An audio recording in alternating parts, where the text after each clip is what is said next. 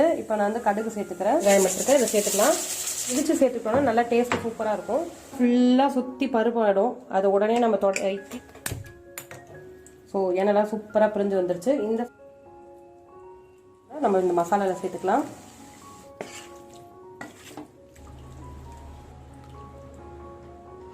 Hi friends, வணக்கம் and welcome back to Devipris kitchen. இன்னைக்கு Sunday routine தாங்க பார்க்க போறீங்க, லஞ்ச் ரொட்டீன் தான் பார்க்க போறீங்க. ஸோ மீன் ரொம்ப நாள் கழிச்சு வாங்கியிருக்கோம். சங்கரா மீன்ல ஒரு குழம்பு, அதுக்கப்புறம் எறா வச்சு ஒரு கிரேவி பண்ணலான்னு இருக்கேன், ரசம், அதுக்கப்புறம் ரைஸ். முடிஞ்சா ஈவினிங் நான் ஏதாவது ஸ்நாக்ஸ் பண்ணனா அதுவும் இந்த vlogல இன்க்ளூட் பண்றேன். ஸோ வீடியோ மிஸ் பண்ணாம ஃபுல்லா பாருங்க, உங்களுக்கு பிடிக்கும். பிடிச்சிருந்தா மறக்காம லைக் பண்ணுங்க. நம்ம சேனல் இது வரைக்கும் நீங்க சப்ஸ்கிரைப் பண்ணலன்னா மறக்காம சப்ஸ்கிரைப் பண்ணிடுங்க. வாங்க வீடியோக்குள்ள போகலாம்.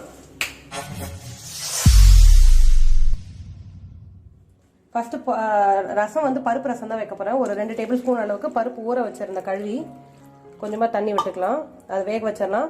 ரசப்பொடி இடிச்சு வச்சிருக்கேன். 1/2 டீஸ்பூன் அளவுக்கு மிளகு, அதுக்கப்புறம் 1 டீஸ்பூன் அளவுக்கு சீரகம் நல்லா இடிச்சு எடுத்து வச்சிருக்கேன். ஸோ ஃபர்ஸ்ட் இதை வந்துட்டு நம்ம ப்ரெஷர் குக் பண்ணிடலாம். கூட கொஞ்சமா விளக்கெண்ணெய் சேர்த்துக்கலாம். நம்ம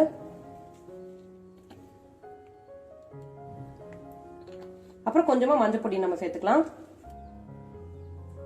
ஸோ பருப்பு வேகட்டும், அதுக்கப்புறம் நம்ம ரசம் எப்படி பண்றதுன்னு பார்க்கலாம். ரசம் எல்லாருமே பண்றதுதான், நார்மலா பண்ற ரசம் தான். ஸோ பருப்பு வேகட்டும், அதுக்கப்புறம் நம்ம ரசம் வச்சிடலாம். ஸோ சைட்லேயே நம்ம மீன் குழம்புக்கு தாளிச்சு விட்டுறலாம். ஸோ ரைஸ் வச்சாச்சு. இப்போ வந்துட்டு மீன் குழம்புக்கு நம்ம தாளிச்சுக்கலாம். மீன் குழம்புக்கு நல்லெண்ணெயில் தான் தாளிக்க போறேன். கூடவே கொஞ்சமா வந்துட்டு நம்ம ரீஃபைண்ட் ஆயிலும் சேர்த்துக்கலாம். நல்லெண்ணெய் தாளிச்சா சூப்பராக இருக்கும். ஸோ நல்லெண்ணெய் பார்த்தீங்கன்னா ஒரு 2 டேபிள் ஸ்பூன் அளவுக்கு ஆட் பண்ணியிருக்கேன். ரீஃபைண்ட் ஆயில் 1 டேபிள் ஸ்பூன் அளவுக்கு சேர்த்துக்கேன். எண்ணெய் கொஞ்சம் சூடாகட்டும். ஸோ பார்த்தீங்கன்னா எண்ணெய் சூடாகிடுச்சு. இப்போ நான் வந்து கடுகு சேர்த்துக்கிறேன். காரக்குழம்பு இந்த மாதிரி மீன் குழம்புக்குலாம் வந்துட்டு வெந்தயம் நல்லா சேர்த்துக்கிட்டா நல்லாயிருக்கும். ஸோ பார்த்தீங்கன்னா நான் வந்து ஒரு 1.5 டீஸ்பூன் அளவுக்கு வெந்தயம் சேர்த்துக்கேன். வெந்தயம் சேர்த்துக்கோங்க, நல்லா வாசனையாக சூப்பராக இருக்கும். கொஞ்சம் பொரியட்டும். இப்போ பார்த்தீங்கன்னா நான் வந்துட்டு காஞ்ச மிளகாவும் பச்சை மிளகாவும் எடுத்துருக்கேன். ஸோ 2மே போட்டுக்கோங்க, தாளிக்கும் போது வாசனை நல்லா இருக்கும் மீன் குழம்புக்கு.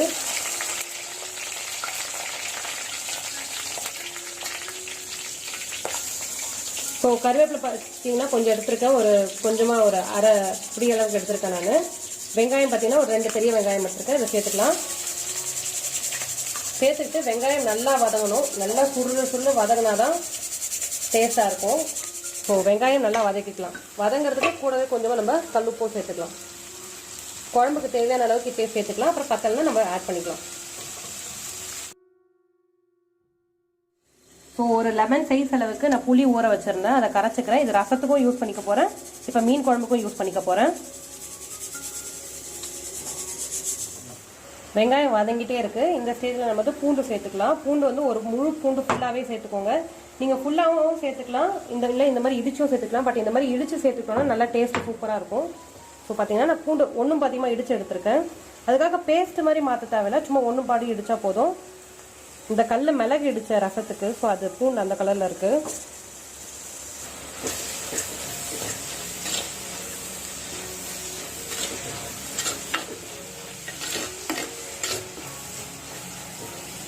வெங்காயம் பார்த்தீங்கன்னா நல்லா வதங்கிடுச்சு. ஸோ இப்போ இந்த ஸ்டேஜில் நம்ம தக்காளி சேர்த்துக்கலாம். ஸோ தக்காளி ஒரு பெரிய தக்காளியாக எடுத்துருக்கேன். நாட்டு தக்காளியாக சேர்த்துக்கோங்க, மீன் குழம்பு ரொம்ப டேஸ்ட்டாக இருக்கும். இப்போ தக்காளி சேர்த்துட்டு எண்ணெயில் ஒரு 2 வதக்கிட்டு மூடி போட்டுடலாம். நல்லா தக்காளி வந்து கரைஞ்சி வரணும். ஸோ தக்காளி நல்லா வெந்து வரட்டும், அதுக்கப்புறம் நம்ம மசாலா பொடியெலாம் சேர்த்துக்கலாம். ஸோ ரசத்துக்கும் புளி தண்ணி எடுத்து வச்சுருக்கேன், மீன் குழம்புக்கும் எடுத்து வச்சுருக்கேன். மசாலா எல்லாமே இதில் சேர்த்துலாம். டேரெக்டாக மசாலா சேர்க்கலாம், பட் ஆனால் நீங்கள் இப்படி சேர்த்துட்டிங்கன்னா கொஞ்சம் மசாலா கட்டிப்படாமல் இருக்கும் ஸ்ட்ரெயிட்டாக சேர்க்கும் போது. ஸோ காரத்துக்கு ஏற்ற மாதிரி மிளகா பொடி சேர்த்துக்கோங்க. நான் வந்து ஒரு 3 டேபிள் ஸ்பூன் அளவுக்கு சேர்த்துருக்கேன். இது மிளகா தனியா 2மே கலந்த பொடி, ஸோ அதனால் அது சேர்த்துருக்கேன். நீங்கள் உங்கள் காரத்துக்கு ஏற்ற மாதிரி ஆட் பண்ணிக்கோங்க. மஞ்சள் பொடி பார்த்தீங்கன்னா ஒரு 1/2 டீஸ்பூன் அளவுக்கு சேர்த்துக்கிறேன். சேர்த்துட்டு இது நல்லா மிக்ஸ் பண்ணி விட்டுக்கலாம், கட்டிலாம் இல்லாமல்.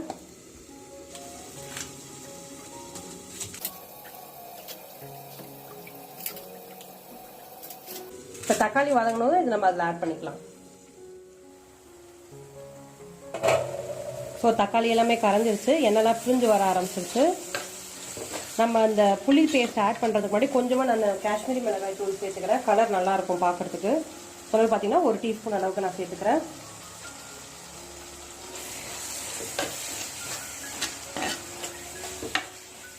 ஸோ கலர் தான் இருக்கும், அவ்வளோ காரம் இருக்காது. அதனால 1 டீஸ்பூன் அளவுக்கு நான் சேர்த்துருக்கேன். இப்போ நம்ம இந்த ஸ்டேஜில் புளி பேஸ்ட் சேர்த்துக்கலாம். நம்ம ஆல்ரெடி கல்லுப்பு சேர்த்துட்டோம்.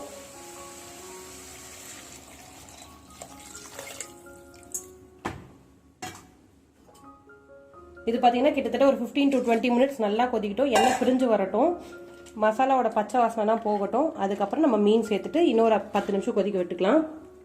ஸோ ரைஸ் பார்த்தீங்கன்னா வெந்துருச்சு, அவ்வளோதான், வடிக்க வேண்டியதான்.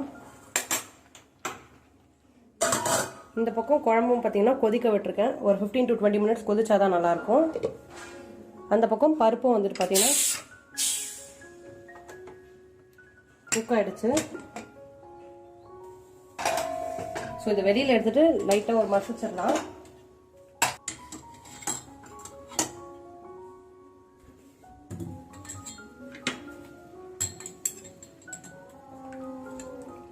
அவ்வளோதான், பருப்பு நல்லா வெந்துருச்சு. இதை மசிச்சுட்டு ரசத்தோட நம்ம சேர்த்துடலாம். இப்போ ரசத்துக்கு நம்ம கூட்டிடலாம். இப்போ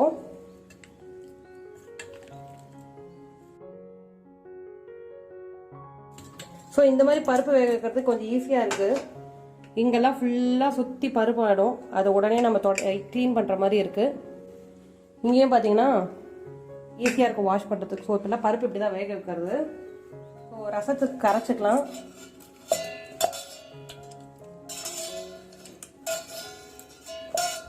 தக்காளி பார்த்தீங்கன்னா ஒரு குட்டி தக்காளி தான் எடுத்திருக்கேன், அதை மசிச்சுக்கலாம். இது கூடவே வந்துட்டு புளி தண்ணி சேர்த்துக்கலாம்.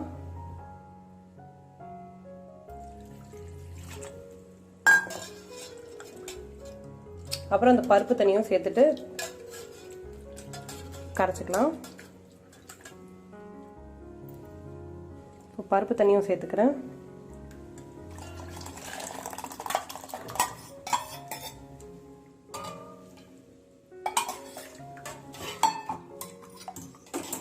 தண்ணி எந்த அளவு வேணுமோ அந்த அளவுக்கு சேர்த்துக்கோங்க. கொஞ்சமா மஞ்சள் பொடி சேர்த்துக்கிறேன். மஞ்சள் பொடி ஒரு 1/2 டீஸ்பூன். கல்லுப்பு கொஞ்சமா சேர்த்துக்கிறேன். ஸோ கல்லுப்பு.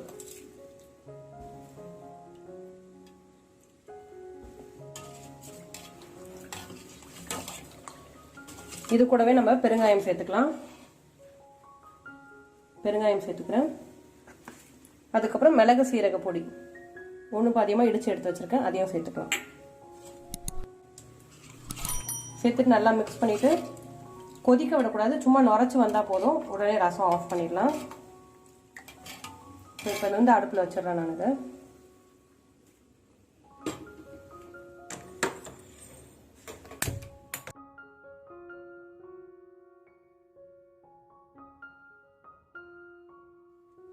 ஸோ ரசம் வந்து இந்த மாதிரி நுரைச்சி வரும்போது நம்ம ஆஃப் பண்ணிடலாம். ரொம்ப கொதிக்க விட தேவையில்லை, தாளிச்சு மட்டும் கொட்டினா போதும்.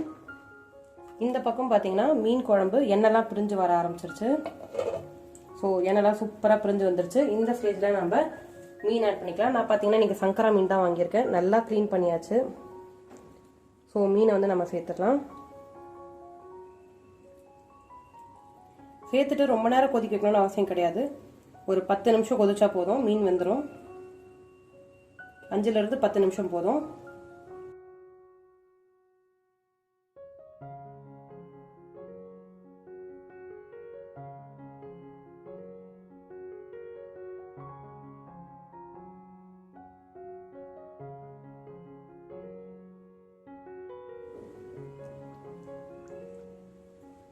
மீன் போட்டுட்டு ரொம்ப மிக்ஸ் பண்ணாதீங்க, ரொம்ப ஜென்டலாக மிக்ஸ் பண்ணி விட்டுக்கோங்க. ஒரு தடவை மிக்ஸ் பண்ணி விட்டுட்டுங்க போதும்.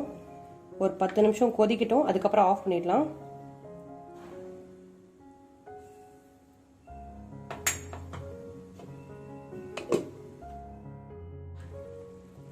சூப்பராக எண்ணெய்லாம் போட்ட எண்ணெய்லாம் மிதங்குது, மீன் கொதிக்குது. இதை ஆஃப் பண்ணிடலாம். இப்போ ஒரு 5 நிமிஷமாக கொதிச்சுட்டு இருக்கு, போதும். இப்போ நம்ம ப்ரான் கிரேவி பண்ணிடலாம். ஸோ தவாவில் ஆயில் ஆட் பண்ணிக்கிறேன். ஒரு 2 டேபிள் ஸ்பூன் அளவுக்கு சேர்த்துருக்கேன். கொஞ்சம் கூட சேர்த்துக்கோங்க, அதான் நல்லாயிருக்கும்.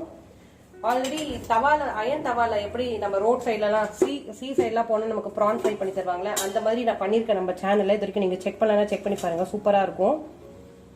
ஸோ இன்னைக்கு வந்துட்டு கொஞ்சம் கிரேவி மாதிரி வைக்க போகிறேன். கடுகு சேர்த்துருக்கேன். கூடவே கொஞ்சமா சோம்பு சேர்த்துக்கலாம். ஸோ கடுகு நல்லா வெடியிட்டோம். சோம்பு கொஞ்சமா சேர்த்துக்கலாம். ஸோ 2 வெங்காயம் பார்த்தீங்கன்னா மீடியம் சைஸ் வெங்காயம் எடுத்துருக்கேன். அது குட்டி குட்டியாக சாப் பண்ணியிருக்கேன். அதை சேர்த்துக்கலாம். சேர்த்துட்டு நல்லா வதக்கிட்டுப்போம். இந்த கிரேவிக்கு தக்காளி தேவையில்லை, வெங்காயம் மட்டும் இருந்தால் போதும். வெங்காயம் நல்லா ப்ரௌன் கலரில் வதங்கணும், அந்த அளவுக்கு வதக்கிட்டுக்கோங்க. தேவையான அளவுக்கு சால்ட் சேர்த்துக்கலாம். நம்ம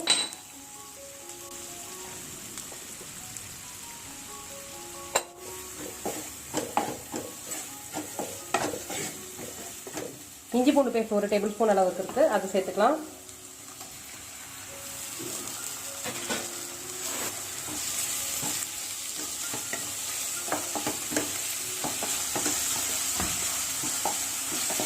வெங்காயம் இஞ்சி பூண்டோட பச்சை வாசனை எல்லாம் போயிடுச்சு. இப்ப நம்ம மிளகா பொடி, அதுக்கப்புறம் தனியா பொடி, அதுக்கப்புறம் இந்த கிச்சன் கிங் மசாலான்னு இருக்குது, எவரெஸ்ட்ல சூப்பரா இருக்கு. ஸோ அதை ட்ரை பண்ணி பாருங்க. அது 1 டேபிள் ஸ்பூன் அளவுக்கு எடுத்துருக்கேன். கரம் மசாலா பாத்தீங்கன்னா ஒரு 1/2 டீஸ்பூன் அளவுக்கு எடுத்துருக்கேன். மிளகு வந்து நம்ம கடைசியா சேர்த்துக்கலாம். ஸோ இந்த பொடி எல்லாமே நம்ம சேர்த்துக்கலாம். பாத்தீங்கன்னா மிளகா தனியா பொடி கலந்த மாதிரி அது எடுத்திருக்கேன். இது காஷ்மீரி மிளகாய் தூள் எடுத்திருக்கேன்.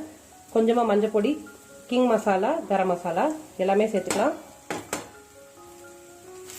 சேர்த்துட்டு கொஞ்சமா நம்ம தண்ணி சேர்த்துக்கலாம், இல்லாட்டி மசாலா கறிக்கிடும். ஸோ கொஞ்சமா தண்ணி சேர்த்துட்டு மிக்ஸ் பண்ணிக்கோங்க.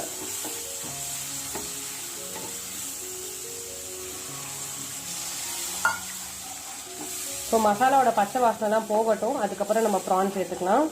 ப்ரான் கூட ரொம்ப நேரம் டைம் எடுக்காது வேகிறதுக்கு, ஒரு 10 மினிட்ஸ்ல குயிக்காக வெந்துடும். அதுக்கு மேலே வேக வச்சோன்னா ரப்பர் மாதிரி மாறிடும். ஸோ 10 மினிட்ஸ் வெந்தால் போதும். அதுக்கு முன்னாடி இந்த பச்சை வாசனைலாம் போகட்டும், பொடியோட பச்சை வாசனைலாம் போட்ட எண்ணெய்லாம் பிரிஞ்சு வர ஆரம்பிச்சிருச்சு. மசாலா வந்து நல்லா குக் ஆயிடுச்சு. இப்போ நம்ம இந்த ஸ்டேஜில் ப்ரான் சேர்த்துக்கலாம். ப்ரான் வந்து நல்லா க்ளீன் பண்ணியிருக்கேன். ஸோ மேலே பார்த்தீங்கன்னா இது கட் பண்ணிட்டு அந்த பிளாக் கலரில் இருக்கும் இல்லையா, ஸோ அதெல்லாம் க்ளீன் பண்ணியாச்சு. இப்போ க்ளீன் பண்ண ப்ரானை நம்ம இந்த மசாலாவில் சேர்த்துக்கலாம்.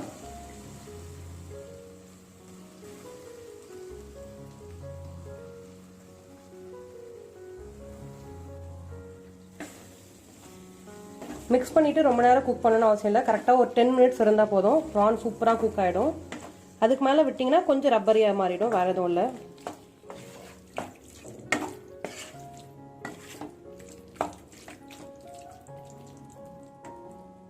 ஸோ இது குக் ஆகட்டும். அது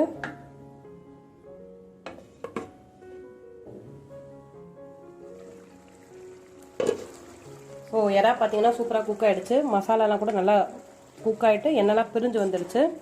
இப்போ நம்ம இறக்குறதுக்கு முன்னாடி பெப்பர் சேர்த்துக்கலாம். பெப்பர் வந்து ஃப்ரெஷ்ஷாக பொடிச்சு எடுத்து சேர்த்துக்கோங்க, அதுதான் நல்லாயிருக்கும். ஆல்ரெடி நான் வந்து பெப்பர் ப்ரான் வந்து பண்ணியிருக்கேன் தவாவில், சொன்ன மாதிரி செக் பண்ணி பாருங்கள். ரொம்ப சூப்பராக இருக்கும். ட்ரை பண்ணி பார்த்தீங்கன்னா கிட்டத்தட்ட நம்ம ரோட் சைடில் சாப்பிட்ற மாதிரி இருக்கும். கண்டிப்பாக ட்ரை பண்ணி பாருங்கள். இது ஒரு டிஃப்ரெண்ட்டான டேஸ்ட்டில் இருக்கும். ஸோ சண்டே லஞ்ச் இதுதான். இப்போ எல்லாமே நம்ம சர்வ் பண்ணிடலாம்.